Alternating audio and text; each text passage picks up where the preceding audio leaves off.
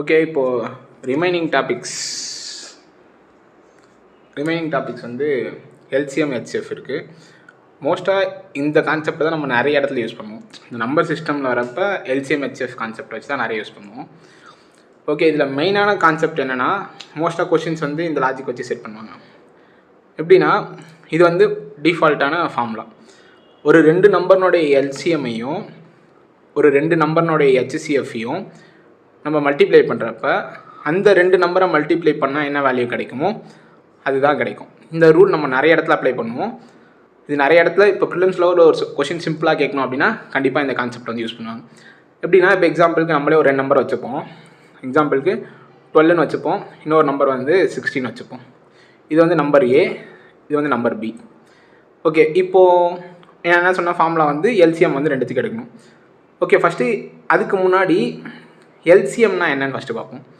Okay, எல்சிஎம்னா என்னென்னா least common multiple. இது எல்லாருக்குமே தெரியும், லீஸ்ட் காமன் மல்டிபிள். இப்போ ஒரு 2 நம்பர் இருக்குன்னா அந்த நம்பர்ஸை நம்ம சின்ன சின்ன ஒன் மல்டிபிள் இருந்து எழுத ஸ்டார்ட் பண்ணிட்டு போகணும். ஓகேவா?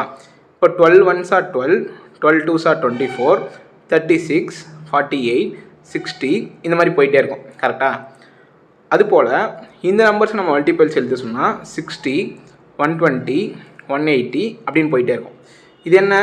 Least multiples. நான் 1லேருந்து இன்ட்டு 1 இன்ட்டு 2லேருந்து எழுதிட்டு போகிறேன், அதனால் லீஸ்ட்டாக மல்டிபிள்ஸ் எழுதிட்டு போகிறேன். கரெக்டாக? இப்போ இந்த 2 நம்பருக்கு நம்ம காமனான லீஸ்ட் மல்டிபிளை பார்க்கணும். இது எல்லாமே லீஸ்ட் மல்டிபிள்ஸ். பட் இந்த 2 நம்பருக்கு நமக்கு லீஸ்ட்டாக மல்டிபிள் எங்கே இருக்குன்னா 60. அப்போது இந்த நம்பர்னுடைய எல்சிஎம், இந்த 2 நம்பர்னுடைய எல்சிஎம் 60. ஓகேவா? இதை இப்படி கண்டுபிடிக்கலாம், அப்படி இல்லைனா இப்படி கண்டுபிடிக்கலாம். இப்போ 12க்கும் 60க்கும் நமக்கு எல்சிஎம் கண்டுபிடிக்க சொல்கிறாங்கன்னா இதை எப்படி எழுதலாம்? 3 × 4ன்னு எழுதலாம். இதை வந்து 3 × 4 × 5ன்னு எழுதலாம். இப்போ இந்த 2 நம்பர் காமனாக இருக்கா? அந்த 2 நம்பரை அப்படியே எடுத்து வச்சுருங்க. அதை தவிர்த்து என்ன நம்பர் இருக்கோ அதை அப்படியே மல்டிப்ளை பண்ணுங்கள். சிங்கிள் டைம் இருக்கா? இங்கே 2 காமனாக இருக்கிறதுனால நான் 2த்துக்கும் சேர்த்து ஒரே டைம் எடுத்துக்கிட்டேன், அது மட்டும் போதும். பட் இங்கே 5ன்றது எனக்கு தனியாக இருக்கிறதுனால நான் திரும்ப 5 போகிறேன். இப்போ 60 தான் எனக்கு எல்சிஎம். இப்படி கண்டுபிடிக்கலாம். பட் ஆக்சுவலாக ஒர்க் ஆகுறது எப்படி ஒர்க் ஆகுதுன்னா, அந்த நம்பருடைய லீஸ்ட் மல்டிபிள்ஸ் நம்ம எழுதிட்டே போகிறோம். ஒரு ஸ்டேஜில் அந்த 2 நம்பருக்கும் சின்னதாக ஒரு நம்பர் வந்து காமனாக இருக்கும். ஸ்மாலஸ்ட் நம்பர் எது காமனாக இருக்கோ அதுதான் நம்ம எல்சிஎம்னு சொல்லுவோம். ஓகேவா? சேம் இப்போ ஹையஸ்ட் காமன் ஃபேக்டர் பார்த்தீங்கன்னா என்னென்னா, இப்போ எக்ஸாம்பிளுக்கு 12ன்ற நம்பர் இருக்குது, 60ன்ற நம்பர் இருக்குது. ஓகேவா? இப்போ 12னுடைய ஃபேக்டர்ஸ், ஹையஸ்ட் காமன் ஃபேக்டர், இது வந்து மல்டிபிள், இது வந்து ஃபேக்டர். அதுபோல் இது லீஸ்ட்டு, இது ஹையஸ்ட்டு. ஓகே, 12க்கு ஃபேக்டர்ஸ் என்னெல்லாம் வரும்?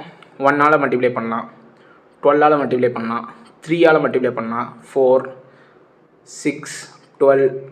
அதுதான் மேக்ஸிமம் 12க்கு நம்ம பண்ணக்கூடிய காமன் ஃபேக்டர். கரெக்டாக? அதே போல் இப்போ 60க்கு பண்ணுறோம். 60க்கு பார்த்திங்கன்னா 1ஆல் ஆகும், 2, 3, 4, 6, 10, 12 எக்ஸட்ரான்னு போயிட்டே இருக்கும். இப்போது இந்த 2 நம்பருக்கும் நமக்கு ஹையஸ்ட்டாக எந்த இடத்துல காமனாக ஃபேக்டர் க்ரியேட் ஆகுதோ அதுதான் ஹெச்சிஎஃப். ஸோ 12க்கும் 60க்கும் நமக்கு ஹையஸ்ட் காமன் ஃபேக்டர் 60. அப்படி இல்லைனா நம்ம டிஃபால்ட்டாக எப்படி கண்டுபிடிப்போம்னா 60, இதில் 12 × 1, இதை 12 × 5 எழுதும். இதில் ஹையஸ்ட்டாக எந்த நம்பர் காமனாக இருக்குது? 12ன்ற நம்பர் காமனாக இருக்குது. ஸோ 12 தான் நமக்கு ஹெச்சிஎஃப். இது வந்து நம்ம நார்மலாக நம்ம கண்டுபிடிக்கிறது. பட் ஆக்சுவலாக இது இப்படி தான் ஒர்க் ஆகுது. அதனுடைய மல்டிபிள்ஸ் ஃபேக்டர்ஸ் நம்ம எழுதிட்டே போகிறோம். ஃபேக்டர்ஸ் எழுதிட்டே போகிறோம். அப்போ ஒரு ஸ்டேஜில் வந்து இந்த 2 நம்பருக்கும் ஒரு ஃபேக்டர் வந்து காமனாக இருக்கும். அது எந்த ஃபேக்டர் ஹையஸ்ட்டாக காமனாக இருக்கும் அதை தான் நம்ம ஹெச்சிஎஃப்னு எடுத்துப்போம். இதுதான் ஆக்சுவலாக எல்சிஎம்மும் ஹெச்சிஎஃப்பும் ஒர்க் ஆகிற ஃபார்மேட். இப்போது இந்த ஃபார்முலாவை நம்ம யூஸ் பண்ணுவோம்.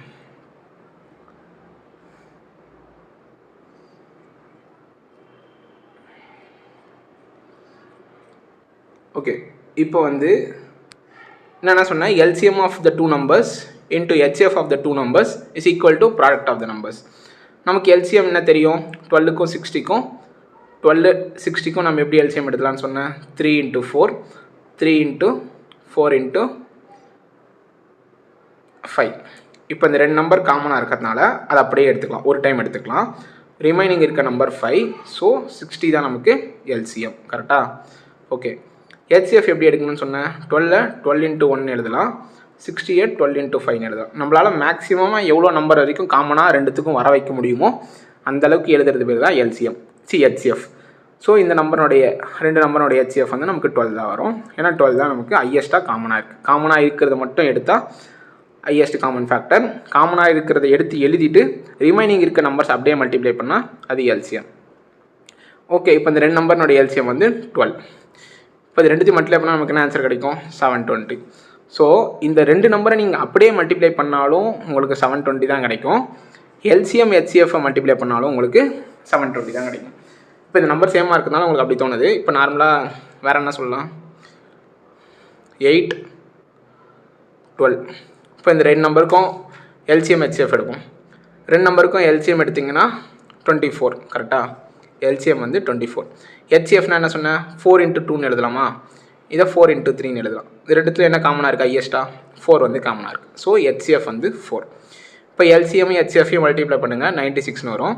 இந்த ரெண்டு நம்பரை மல்டிப்ளை பண்ணுங்கள், 96ன்னு வரும். So LCM of the numbers 2 numbers into HCF of the 2 numbers is equal to product of the numbers. இதுதான் வந்து ஒரு ஐடென்டிட்டி.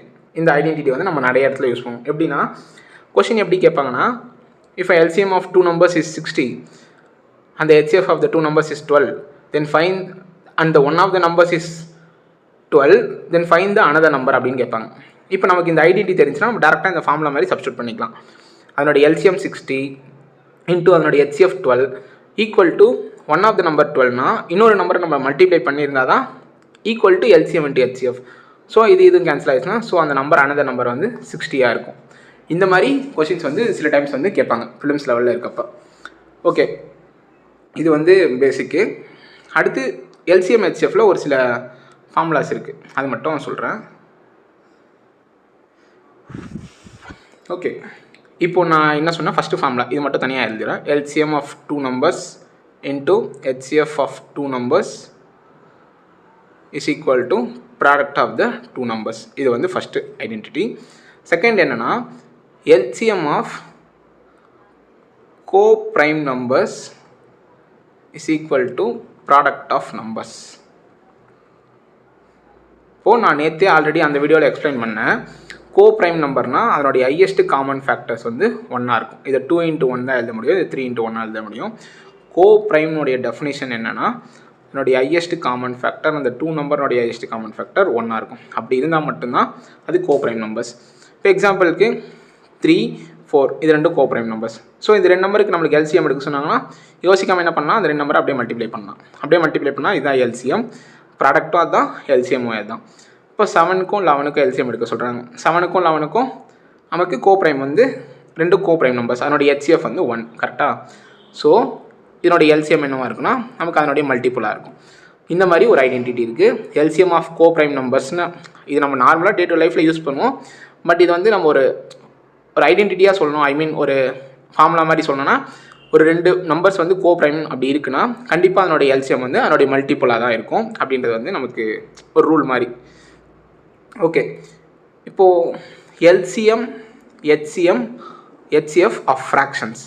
இப்போது ஒரு ரெண்டு ஃப்ராக்ஷன் கொடுத்துட்டு இப்போ எக்ஸாம்பிள் 1/4 1/7 அப்படின்னு கொடுக்குறாங்கன்னா இந்த நம்பருக்கு எல்சிஎம் கண்டுபிடிங்க, இந்த நம்பருக்கு ஹெச்சிஎஃப் கண்டுபிடிங்க அப்படின்றது வந்து நமக்கு கேட்க மாட்டாங்க மோஸ்ட்டாக. பட் கேட்டாங்கன்னா நமக்கு என்ன பண்ணணும் அப்படின்னா, சிம்பிள் எல்சிஎம் ஆஃப் ஃப்ராக்ஷன்ஸ் எப்போவுமே வந்து இங்கே என்ன டேர்ம் இருக்கோ அதை வந்து நியூமரேட்டர்ஸ்க்கு பண்ணுங்கள். இந்த ரெண்டு நம்பர்னுடைய நியூமரேட்டர்ஸ்க்கு எல்சிஎம் எடுங்க, இந்த ரெண்டு நம்பர்னுடைய டினாமினேட்டர்ஸ்க்கு ஹெச்சிஎஃப் எடுங்க. இதுதான் வந்து எல்சிஎம் ஆஃப் த ஃப்ராக்ஷன்ஸ். அப்படியே லைட் சேஞ்ச் பண்ணிங்கன்னா ஹெச்சிஎஃப் ஆஃப் ஃப்ராக்ஷன்ஸ் வந்து எப்படின்னா is equal to HCF of numerators divided by LCM of denominators. இவ்வளோதான் வந்து எல்சிஎம் ஹெச்சிஎஃப்ல இருக்க ஃபார்முலாஸ். இப்போ சப்ஸ்டியூட் பண்ணி பாருங்கள். இந்த ஃப்ராக்ஷனோட எல்சிஎம் நமக்கு கண்டுபிடிக்கணும்னா 1 இருக்கா, நியூமரேட்டர்ஸ்க்கு எல்சிஎம் எடுக்க சொல்லியிருக்காங்க, 1 தான் வரும். டினாமினேட்டர்ஸ் கூட ஹெச்சிஎஃப் 4க்கும் 7க்கும் ஹெச்சிஎஃப் எடுத்திங்கன்னா வரும், ஹையஸ்ட் காமன் ஃபேக்டர் 1 தான் வரும். ஏன்னா ரெண்டுமே வந்து உங்களுக்கு கோப்ரைம் நம்பர்ஸ்னால 1 தான் வரும். ஸோ இந்த ரெண்டு நம்பர்னுடைய எல்சிஎம் நமக்கு ஆன்சர் 1. இப்போ ஹெச்சிஎஃப் எடுங்க. ஹெச்சிஎஃப்னா என்ன? மேலே இருக்க நம்பர்ஸ்க்கு ஹெச்சிஎஃப் எடுங்க 1, கீழே இருக்க டினாமினேட்டர்ஸ்க்கு எல்சிஎம் எடுங்க. நான் சொன்னேன் கோப்ரைம் நம்பர்ஸ்னுடைய எல்சிஎம் என்னவாக இருக்கும்? ப்ராடக்ட் ஆஃப் நம்பர்ஸாக இருக்கும். ஸோ 1/28 இதுதான் HCF, இதுதான் LCM.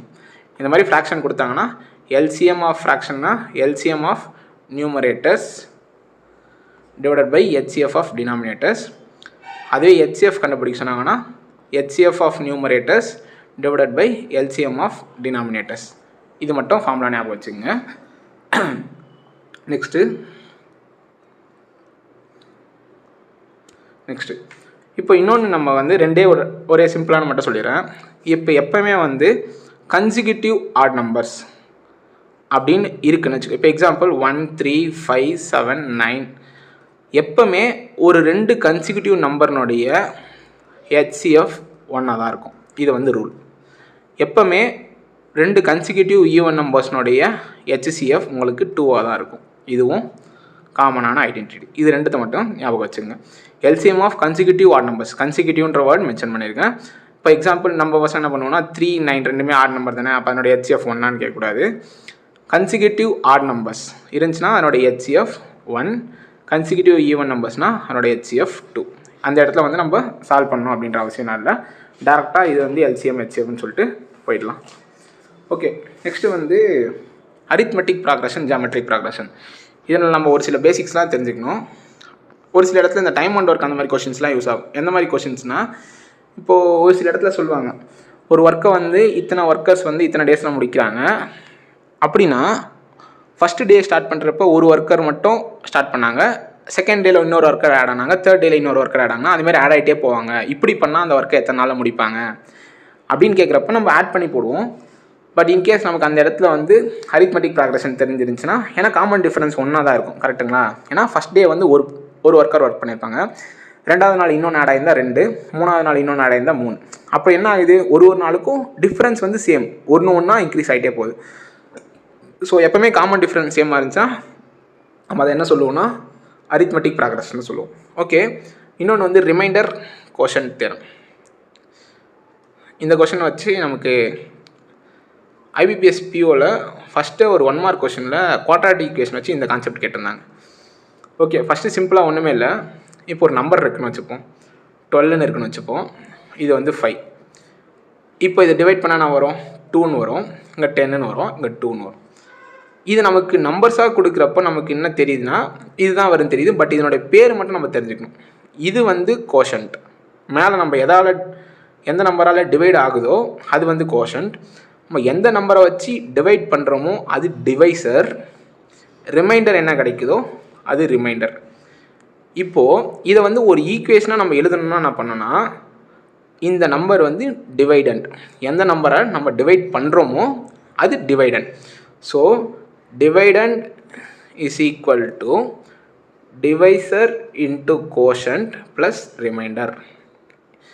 இதை நீங்கள் ஃபார்முலாவாக பார்த்தீங்கன்னா ஒரு மாதிரி கஷ்டமாக தெரியும். இப்போ இது ஏன்னு வச்சுக்கோங்க, எந்த நம்பரை நம்ம டிவைட் பண்ண போகிறோம், ரிமைண்டர் வந்து R, டிவைசர் வந்து Dன்னு வச்சுக்கோங்க, கோஷன்ட் வந்து Qன்னு வச்சுக்கோங்க. So the number is equal to divisor into quotient plus reminder. இது மட்டும் ஞாபகம் வச்சுங்க. அவன் டிவைசர் டிவைடண்ட் அப்படின்ற டெக்னிக்கல் டேர்ம் யூஸ் பண்ணான்னா நம்ம வந்து அங்கே மாட்டிக்கூடாது. இப்போ எக்ஸாம்பிளுக்கு பாருங்கள், இப்போ அவனா சொல்லியிருப்பானா கொஷனில், if the number is 28 and the remainder is 4 and the quotient is 3 அப்படின்னு சொல்கிறான்னா, then find the divisor அப்படின்னு கேட்குறான்னு வச்சுப்போம். அப்போ என்ன பண்ணுவோம், இந்த நம்பர் வேல்யூ இங்கே சப்ஸ்டிட் பண்ணுவோம். 28 is equal to quotient into divisor plus remainder தான் நமக்கு ஃபார்முலா. 28னா quotient வந்து நமக்கு 3, divisor வந்து தெரியல, ப்ளஸ் 4. இப்போ இதை சால்வ் பண்ணிங்கன்னா நமக்கு என்ன கிடைக்கும், டிவைசர்னோட வேல்யூ 8ன்னு கிடைக்கும். இந்த மாதிரி ஒன்றத்தை வச்சு இன்னொருத்த கண்டுபிடிக்கிறது வந்து யூஸாக இருக்கும். இதை வச்சு ஃபஸ்ட்டு கொஸ்டின் கேட்டிருந்தாங்க ஒரு குவாட்ராட்டிக் ஈக்குவேஷனில். இதை டிவைட் பண்ணால் இது ரிமைண்டர் வரும், அப்போது அதை வச்சு கண்டுபிடிங்க அப்படின்ற மாதிரி கேட்டிருந்தாங்க. ஸோ ஜஸ்ட்டு இது வந்து ஒரு ஃபார்முலா மாதிரி இல்லைனாலும் நமக்கு எப்படி இது ஒரு ரெப்ரசன்ட் பண்ணுறோம் அப்படின்றது மட்டும் தெரிஞ்சுக்குங்க.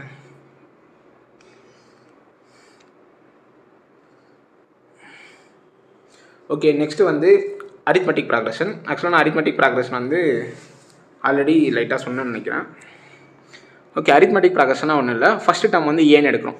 வேரியபிள்ஸ் வந்து எல்லாமே நம்மளோட அசம்ஷன் தான், இதுதான் எடுக்கணும் அப்படின்னு எந்த ரூல்ஸும் கிடையாது. அங்கே சொல்கிற ஃபார்முலாலே நம்மளும் படிச்சுக்கிறதுனால இப்படியே நம்ம சொல்லி பழகிட்டோம். ஓகே, A + D அப்படின்னா இதனோட டிஃப்ரென்ஸ் டி, ஏ ப்ளஸ் 2d இதனுடைய டிஃப்ரென்ஸ் டி, இதுக்கும் டிஃப்ரென்ஸ் வந்து டி. இந்த மாதிரி டிஃப்ரென்ஸ் காமன் டிஃப்ரென்ஸ் சேம் ஆகிட்டே போச்சுன்னா அது வந்து நம்ம அரித்மெட்டிக் ப்ராக்ரஷன் சொல்லுவோம். நம்ம நினச்சிப்போம் அந்த டிஃப்ரென்ஸ் வந்து பாசிட்டிவாக தான் இருக்கணும் அப்படின்றலாம் எந்த அவசியம் இல்லை, அது நெகட்டிவாக கூட இருக்கலாம். எக்ஸாம்பிள் இங்கே பாருங்கள், 16, 14, 12, 10, 8 இப்படி ஒரு சீரியஸ் கண்டினியூ ஆகுதுன்னு வச்சுப்போம். இங்கே நம்மளுக்கு டிஃப்ரென்ஸ்னால் -2, இங்கே என்ன -2, இங்கே -2. அது என்ன டிஃப்ரென்ஸ் வேணாலும் இருக்கலாம், பட் அந்த டிஃப்ரென்ஸ் சேமாக மட்டும்தான் இருக்கணும். அப்படி இருந்துச்சுன்னா அது அரித்மெட்டிக் ப்ராக்ரஷன். ஏன்றது ஃபஸ்ட்டு டேர்ம், ஓகேவா? இப்போது டிஃப்ரென்ஸ் நம்ம கண்டுபிடிக்கணும் அப்படின்னு சொன்னால் second term minus first term or third term minus second term, அந்த பக்கத்தில் இருக்க இமீடியட் டேர்மை வந்து நம்ம மைனஸ் பண்ணோம்னா நமக்கு வந்து டிஃப்ரென்ஸ் வந்து கிடச்சிடும். ஓகே, இன்னொன்று வந்து இதில் என்ன கான்செப்ட்னா, இப்போ சில டைம் வந்து திடீர்னு வந்து 8th டேர்ம்னு சொல்லுவாங்க. அப்போ வந்து நம்ம ஒன்றுனா ஏ ப்ளஸ் டின்னு எழுத தேவையில்ல. இப்போ பார்த்தீங்கன்னா தெரியும், ஏன்றப்போ ஃபஸ்ட்டு டேர்ம்ன்றப்போ ஏ மட்டும் வரும், செகண்ட் டேர்ம்ன்றப்போ ஒரு டி மட்டும் வருது, தேர்ட் டேர்ம்ன்றப்போ 2 டி வருது. அப்போ டிஃப்ரென்ஸ் வந்து அதை விட இப்போ 8th டேர்ம்னா ஏ ப்ளஸ் 7d இப்படி டேரெக்டாக. இப்போது நெக்ஸ்ட்டு 12th டேர்ம்னா ஏ ப்ளஸ் 11d. இப்போ 11th 12க்கும் 12th டேர்முக்கும் 8th டேர்முக்கும் உள்ள டிஃப்ரென்ஸ் வந்து 12 அப்படின்னு சொல்கிறாங்கன்னா, அப்போ காமன் டிஃப்ரென்ஸ் என்னன்னு நம்ம கண்டுபிடிக்கணும்னா 12th டேர்முக்கு என்ன ஏ ப்ளஸ் 11d, 8th டேர்முக்கு வந்து ஏ ப்ளஸ் 7d. இது ரெண்டுத்துக்கு டிஃப்ரென்ஸ் பார்த்தோன்னா ஏவும் கேன்சல் ஆயிரும். இப்போ 4dனுடைய வேல்யூ தான் 12. ஸோ அங்கே காமன் டிஃப்ரென்ஸ் நமக்கு அந்த அரித்மெட்டிக் ப்ராக்ரஷன் எப்படி ரன் ஆகிட்டு இருக்குன்னா, காமன் டிஃப்ரென்ஸ் 3ன்ற லாஜிக்கில் வந்து ரன் ஆகிட்டு இருக்கு. ஓகேவா? இப்போது திடீர்னு வந்து ஒரு ஈக்குவேஷன் ஒரு சீரியஸ் வந்து போகுது. இப்போது 1, 3, 5, 7, 9 அப்படின்னு போயிட்டே இருக்குன்னு வச்சுப்போம். இதனோட டிஃப்ரென்ஸ் எவ்வளோ? 2. இதனுடைய ஃபஸ்ட்டு டேர்ம் என்ன? A1. இப்போது இப்படி போயிட்டே இருக்குது. நம்ம திடீர்னு என்ன கேட்குறாங்கன்னா, இந்த சீரியஸ்னுடைய 99th டேர்ம் அப்படின்னு என்னென்னு கேட்குறாங்கன்னு வச்சுப்போம். இப்போ 1, 3, 5, 7 எழுதிட்டு போனால் கண்டிப்பாக லேட் ஆகும். அங்கே நமக்கு என்ன ஃபார்முலானா, nth டேர்ம் ஏதோ ஒரு ரேண்டமாக ஒரு நம்பர் சொல்லிவிட்டு அந்த டேர்ம் என்னவாக இருக்குன்னு கேட்டாங்கன்னா a ப்ளஸ் n-1 × d. ஏன்னா புதுசாக ஃபார்முலா சொல்கிற மாதிரி இருக்கும், ஆனால் பேசிக்கான ஃபார்முலாஸ் மட்டும் தான் நான் சொல்கிறேன், ரொம்ப எக்ஸ்ட்ரா நிறையலாம் சொல்ல. Okay, a plus n-1 × d. இப்போ ஏன்ற டேர்ம் வந்து என்ன? 1 ப்ளஸ் nன்றது 99, கரெக்டாக? இப்போது 98 டிஃப்ரென்ஸ் வந்து நமக்கு என்ன? 2 × 2. அப்போது 180, 196, 197. இங்கே பார்த்தீங்கன்னா உங்களுக்கு ஒன்று புரிஞ்சிருக்கும், ஒரு நம்பர்னுடைய nth டேர்ம் நான் இங்கே எழுதுறதுக்கு ஆல்ரெடி சொன்னேன். இப்போ 11th டேர்ம் அப்படின்னா a ப்ளஸ் 10d. ஏன்னா n-1 பண்ணி அங்கே d போட்டுக்குங்க அப்படின்னு சொன்னால் இந்த ஃபார்முலா தான் இங்கே யூஸ் பண்ணியிருக்கோம். அந்த மாதிரி nth டேர்ம் நம்ம கண்டுபிடிக்கணும்னா டேரெக்டாக இதனுடைய a வேல்யூவும் dனுடைய வேல்யூவும் சப்ஸ்டியூட் பண்ணி அது என்ன வேல்யூ நம்ம கண்டுபிடிச்சிக்கலாம். இது வந்து அரித்மெட்டிக் ப்ராக்ரஷனில். இதில் இன்னும் ஒரே ஒரு ஃபார்முலா மட்டும் இருக்குது, சம் ஆஃப் த டேர்ம்ஸ். இப்போது 1, 3, 5, 7 அப்படின்னு போயிட்டே இருக்குன்னு வச்சுப்போம். இங்கே வந்து 99 அப்படின்னு ஒரு நம்பர் முடியுது. இங்கே இதில் எத்தனை சீரியஸ் இருக்குன்னு, எத்தனை நம்பர் இருக்குன்னு நம்மளுக்கு தெரிஞ்சிருக்குன்னு வச்சுப்போம். எக்ஸாம்பிளுக்கு எத்தனை நம்பர் இருக்குன்னு நம்மளுக்கு தெரிஞ்சிருக்கும், பட் எனக்கு நம்பர் சொல்ல தெரியல. அப்போது இப்படி கொடுத்துருக்காங்கன்னா, இந்த நம்பருடைய சம்மேஷன் கண்டுபிடிங்க அப்படின்னு சொன்னாங்கன்னா Sn = n/2 × 2a + n-1 × d. இதுதான் வந்து summation of the terms. Arithmetic progression மட்டும் தெரிஞ்சுங்க. மோஸ்ட்டாக ஜாமெட்ரிக் ப்ராக்ரஷன் வந்து நம்ம யூஸ் பண்ண மாட்டோம். பட் அரித்மெட்டிக் ப்ராக்ரஷனில் அந்த சீரியஸ் எப்படி ரெப்ரசென்ட் பண்ணணும், அந்த சீரியஸ்னுடைய nth டேர்ம் எப்படி ஃபைண்ட் பண்ணுறது, அதில் காமன் டிஃப்ரென்ஸ் எப்படி இருக்கும், அடுத்து அதனுடைய சம்மேஷன் ஆஃப் டேர்ம்ஸ், இந்த 4 பாயிண்ட்டை மட்டும் அரித்மெட்டிக் ப்ராக்ரஷனில் தெரிஞ்சு வச்சுங்க. மற்றபடி மோஸ்ட்டாக நம்ம எதையுமே அப்ளிகேஷனில் யூஸ் பண்ண மாட்டோம். இந்த டிஐலாம் வந்து அவ்வளோவா யூஸ் பண்ண மாட்டாங்க. இந்த லாஸ்ட் டேர்ம் கண்டுபிடிங்க அப்படின்ற மாதிரிலாம் கண்டிப்பாக ரொம்ப ரேராக தான் கேட்பாங்க. இதுதான் வந்து நமக்கு அரித்மெட்டிக் ப்ராக்ரஷன். நெக்ஸ்ட்டு லாஸ்ட்டாக ஒன்று ஜாமெட்ரிக் ப்ராக்ரஷன்னா ஒன்றும் இல்லை. அரித்மெட்டிக் ப்ராக்ரஷன் வந்து காமன் டிஃப்ரென்ஸ் சேமாக இருக்கும், கரெக்டாக? அது அரித்மெட்டிக் ப்ராக்ரஷன்.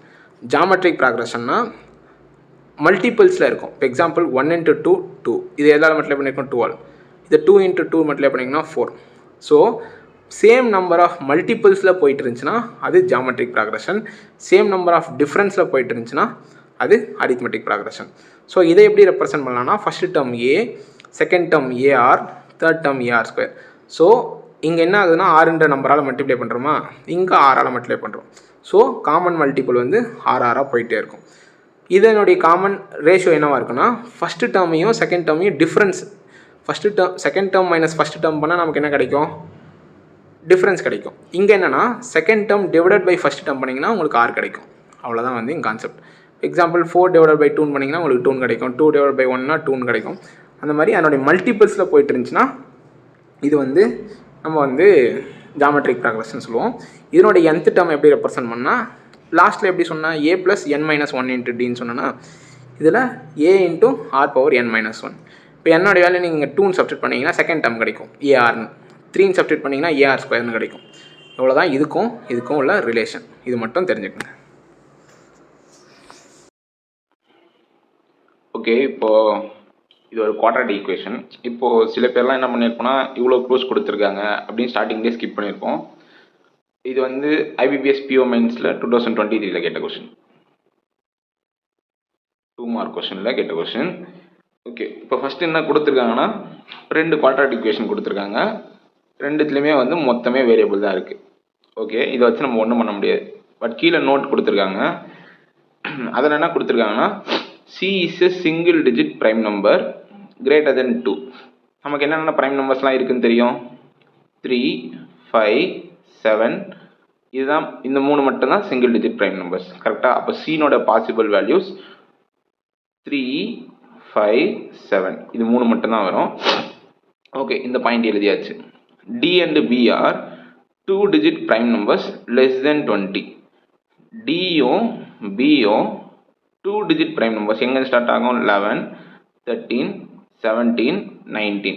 ஏன்னா less than 20 சொல்லியிருக்காங்க. அப்போ D, Bனுடைய வேல்யூ முடிச்சாச்சு. D is greater than 11. D வந்து 11 விட அதிகமாக தான் இருக்கணும். இது first point. B is greater than D. Dயை விட B அதிகமாக இருக்கணும். ஓகேவா? இப்போது நமக்கு 4 வேல்யூஸ் வந்து Dக்கும் Bக்கும் பாசிபிளாக இருந்துச்சு. ஆக்சுவலாக ஃபஸ்ட்டு பாயிண்ட் படிக்கிறப்ப நமக்கு Dக்கும் Bக்கும் எது வேணாலும் இந்த 4 வேல்யூஸ் வரலான்னு இருந்தப்ப இப்போ என்ன சொல்லியிருக்காங்கன்னா Dக்கு வந்து கண்டிப்பாக 11க்கு மேலே தான் வரணும்னு சொல்லியிருக்காங்க. அப்போ நான் என்ன பண்ண போகிறேன்னா Dனோட வேல்யூ ஃபஸ்ட்டு மினிமம்லேருந்து ஸ்டார்ட் பண்ணுறேன். 13 எடுத்தால் எனக்கு அதை விட B அதிகமாக இருக்கணும். அப்போ இந்த 2 நம்பர் வராது. ரிமைனிங் Bனோட வேல்யூ நான் 17 ஒரு பாசிபிலிட்டி எடுக்கலாம். ஒருவேளை நான் D13 எடுத்தாலும் Bனோட வேல்யூ 19 ஒரு பாசிபிலிட்டி எடுக்கலாம். கரெக்டாக? நெக்ஸ்ட்டு இன்கேஸ் நான் Dனோட வேல்யூ 17 எடுத்தேன்னா Bனோட வேல்யூ கண்டிப்பாக எனக்கு 19 மட்டும் தான் வர முடியும். நெக்ஸ்ட்டு நான் என்னால் Dனோட வேல்யூ வந்து 19 எடுக்க முடியாது. ஏன்னா அதை விட B வந்து அதிகமாக இருக்கணும். பட் ப்ரைம் நம்பராக இருக்கணும், ஆனால் 20 விட அதிகமாக இருக்கக்கூடாது. அப்போது இது 3 தான் நம்மளுக்கு பாசிபிலிட்டிஸ். Dக்கு இந்த வேல்யூ எடுத்தால் Bக்கு இந்த வேல்யூலாம் நம்மளால் எடுக்க முடியுன்றது possibilities. Okay, smallest roots of both the equation are same. 2 ரூட்டில் இருக்க ஸ்மாலஸ்ட் ரூட்ஸும் சேம்னு சொல்கிறாங்க. ஓகே, இப்போ எதுவுமே பண்ண முடியாது. இதில் ரூட்ஸ் நம்ம கண்டே பிடிக்க முடியாது. Sum of roots, product of roots எதுவுமே கண்டுபிடிக்க முடியாது. ஏன்னா எல்லாமே வேரியபிள்ஸாக இருக்குது. ஓகே, இந்த பாயிண்ட் இருக்கட்டும். Okay, no root is irrational. இந்த பாயிண்ட் வந்து நான் ஃபஸ்ட்டு பேசிக் சொல்கிறப்ப சொன்னேன். எந்தெந்த கண்டிஷன் டிஸ்கிரிமினண்ட்டுக்கு சாட்டிஸ்ஃபை ஆச்சுன்னா என்னென்னு இப்போ திரும்ப சொல்கிறேன். B² - 4AC. இப்போ AX² + BX + C அப்படின்னு ஒரு குவாட்ராட்டிக் ஈக்குவேஷன் இருக்குன்னா அதில் B² - 4AC value equal to 0க்கு வந்துச்சுன்னா அந்த ரூட்ஸ் வந்து ரியல் அண்ட் ஈக்குவல். அதுவே இந்த டிஸ்கிரிமினன்ட் கிரேட்டர் தென் 0வாக இருந்து இந்த நம்பர் வந்து பர்ஃபெக்ட் ஸ்கொயராக இருந்துச்சுன்னா இது வந்து real and rational and unequal. 2 ரூட்ஸும் டிஃப்ரெண்ட்டான ரூட்ஸ் கிடைக்கும். இது ரேஷ்னல். அதுவே கிரேட்டர் தென் 0வாக இருந்து பர்ஃபெக்ட் ஸ்கொயராக இல்லை அப்படின்னா அங்கே இர்ரேஷ்னல் ரூட்ஸ் வரும். இப்போது இங்கே என்ன சொல்லியிருக்காங்கன்னா நோ ரூட் இஸ் இர்ரேஷ்னல். அப்போ கண்டிப்பாக B² - 4AC value greater than 0வாக இருந்து பர்ஃபெக்ட் ஸ்கொயராக இல்லாமல் இருக்கக்கூடாது. இர்ரேஷ்னல்னா என்ன? பர்ஃபெக்ட் ஸ்கொயராக இல்லாமல் கூட இருக்கலாம். அப்போ அவங்க இன்டெரக்டாக என்ன சொல்ல வராங்கன்னா ஒன்று B² - 4AC value equal to 0வாக இருக்கும். அப்படி இல்லைனா கிரேட்டர் தென் 0வாக இருந்து அந்த நம்பர் வந்து பர்ஃபெக்ட் ஸ்கொயராக இருக்கும். B² - 4AC வேல்யூ பர்ஃபெக்ட் ஸ்கொயராக இருக்கும். அப்போ தான் நம்மளுக்கு என்ன கிடைக்கும்னா ரேஷ்னல் ரூட் கிடைக்கும். இதுக்கு டைரக்ட் மீனிங் என்னென்னா அந்த ரூட்ஸ் வந்து ரேஷ்னல் ரூட்ஸ்ன்னு சொல்கிறாங்க. ஓகே, இப்போ E = B+1. இப்போ நம்ம Bக்கு வந்து பாசிபிளாக கண்டுபிடிச்சி வச்சுருக்கோம். அப்போ அப்படியே கீழே சப்ஸ்டிட் பண்ணுவோம். B+1னா 18, 20, 20. Pனோட வேல்யூ முடிஞ்சு. இப்போ 3C is greater than Bன்னு சொல்லியிருக்காங்க. இப்போது நமக்கு Cனோட வேல்யூ என்னென்னலாம் வரும்னு நான் ஸ்டார்டிங்கில் சொன்னேன். 3 + 5, 3, 5, 7 வரும்னு சொன்னேன். இப்போ என்ன சொல்லியிருக்காங்க 3C. 3Cனோட வேல்யூஸ் கண்டுபிடிங்க. 9, 15, 21. 3Cனோட வேல்யூ எப்படி இருக்கணுமானா Bயை விட அதிகமாக இருக்கணுமா. இப்போ Bனோட வேல்யூ நமக்கு மினிமமே 17. அப்போது நம்ம 9ம் எடுக்க முடியாது, 15ம் எடுக்க முடியாது. கரெக்டாக 9ம் எடுக்க முடியாது, 15ம் எடுக்க முடியாது. ஏன்னா 9, 15 ரெண்டுமே எடுத்தாலுமே எனக்கு பியை விட கம்மியாக தான் வரும் 3C வேல்யூ. ஸோ கண்டிப்பாக எனக்கு சீனோட வேல்யூ என்னவாக தான் இருக்கும், 7ஆக தான் இருக்க முடியும். இது 3C மல்டிப்ளை பண்ணதுனால 21, பட் ஆக்சுவலாக சீனோட வேல்யூ 7 தான். இப்போ நீங்கள் பாருங்கள் 3Cன்னு எடுத்தால் 21 வரும், பியை விட அதிகமாக இருக்குது. இங்கே 21 19ஓட அதிகமாக இருக்குது. அந்த மாதிரி எல்லா கண்டிஷனும் சாட்டிஸ்ஃபை ஆயிடுச்சு.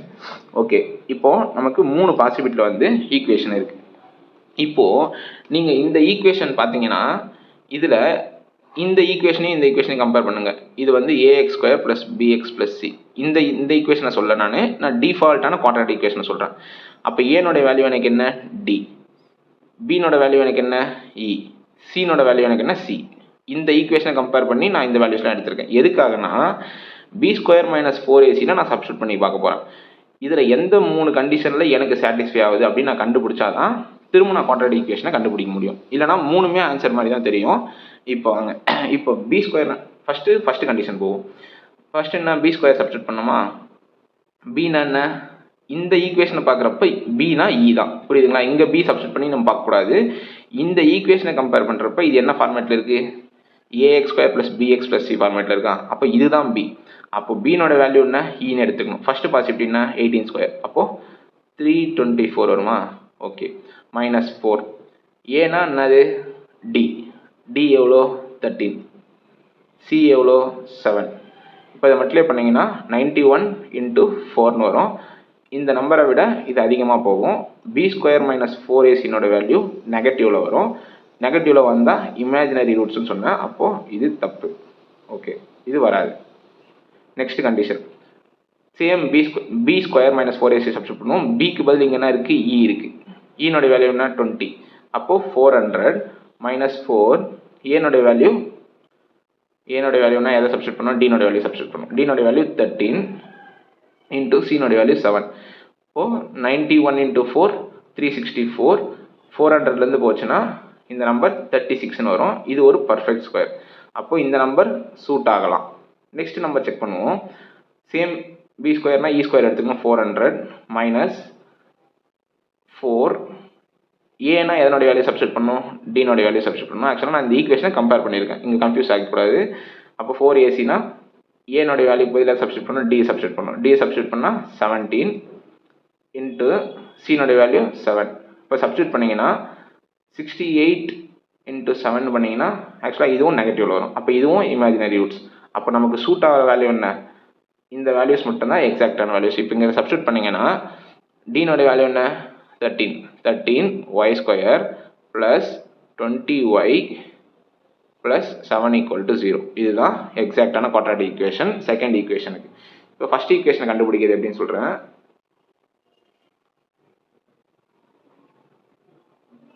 ஓகே,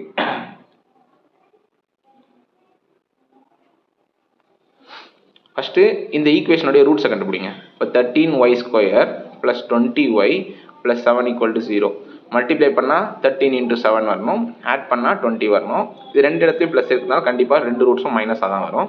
1 13 7, இது ரெண்டுத்தையும் நீங்கள் அப்படியே மல்டிப்ளை பண்ணாலே 91 வரும், அப்படியே ஆட் பண்ணிங்கனாலே 20 வரும். ஸோ டிவைடட் பை 13 போட்டிங்கன்னா இதுதான் ரூட்ஸ். இங்கே நம்ம எடுக்கிற தப்பு என்ன படுப்புனா, smaller roots of both equation are same. இந்த ரெண்டு நம்பரில் ஃபஸ்ட்டு எது ஸ்மாலர் ரூட்னு கண்டுபிடிக்கணும். இதனுடைய வேல்யூ -1, இதனுடைய வேல்யூ -0.4 சம்திங் வரும். இதில் எது ஸ்மாலஸ்ட் ரூட்டுன்னு கேட்டிங்கன்னா இதுதான் ஸ்மாலஸ்ட் ரூட். ஏன்னா மைனஸ் நம்பர் வந்து சின்னதாக ஆக அது வந்து ஆக்சுவலாக லார்ஜர் ரூட். அப்போ -1 தான் நமக்கு இதில் ஸ்மாலர் ரூட். கரெக்டாக இந்த ரூட்டும் இதில் ஒரு ரூட்டும் சேமாக இருக்கும். ரூட்னா என்ன, ஆக்சுவலாக அந்த ஈக்குவேஷனை சாட்டிஸ்ஃபை பண்ணுறது. இப்போ ஆல்ரெடி ஏனோட வேல்யூ நமக்கு தெரியாது, பட் எக்ஸ்னோட வேல்யூ தெரியும். ஒன் ஆஃப் ரூட் சேம் தானே, அப்போ இந்த ரூட்டை தான் சேம்னு சொல்லியிருக்காங்க ரெண்டுத்துக்கும். அப்போ எக்ஸ்னோட வேல்யூ -1² ப்ளஸ்ஸு பீனோட வேல்யூ ஆல்ரெடி தெரியும். பீனோட வேல்யூ என்ன, பீனோட வேல்யூ என்னவா இருக்கும், ஈலிருந்து 1 மைனஸ் பண்ணணும். ஈனோட வேல்யூ 20னா அப்போ பீனோட வேல்யூ 19. கரெக்டாக தானே, கரெக்டாக தான். பீனோட வேல்யூ 19. அப்போ 19 × -1 ப்ளஸ் சீனோட வேல்யூ நமக்கு தெரியும் 7 = 0. இப்போது இ ஸ்கொயர் பண்ணால் ஏன்னு வரும். -19 + 7 -19 + 7 = 0. அப்போ இது பண்ணிங்கன்னா -12 வரும். அப்போ ஏனோட வேல்யூ +12. அவ்வளோதான் குவாட்ராட்டிக் ஈக்குவேஷன். சப்ஸ்டிட் பண்ணிங்கன்னா 12x² + 19x + 7 = 0. இது ஃபர்ஸ்ட் ஈக்குவேஷன், இது செகண்ட் ஈக்குவேஷன்.